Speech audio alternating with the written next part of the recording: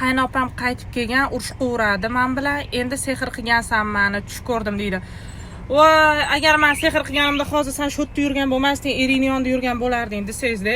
Oxirgi payt juda ham qaynapa, qaynisingillarni ko'ryapman.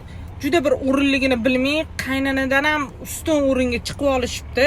Kelinni hamma narsasini kameralarga olishadi. Kelinlarga ortiqcha gaplar gapirib tashaverishadi. Ozligiga kelganni bolasini yuvaradi. Men har doim aytaman, "Okey, bolalar doda buvini ko'rgani borish kerak, qaynapalar qizli uyiga, qaynisingillik ko'rgani kelish kerak. Bu normalniy narsa" deyman. Lekin bolalaringlarni yuvarib, telefon qilib, "Keling nima ovqat qildi? Nechida turdi? Onamga xizmat qilyaptimi? Tog'ing nima ovqat olib keldi? Ko'lani qattiq ichishdi. Onamga quyib berdimi, adamga quyib berdimi deb bolalaringlarni shpion qilib olmanglar, iltimos. Birovni hayotiga burninglarni tuqurmanglar, o'zinglar bilan band bo'linglar. Namuncha kelinni ko'laverasizlar. Tinch qo'yinglar sag'al. Yoqmayotgan bo'lsa, kelib o'zinglar xizmatini qilinglar ota-onanglarni.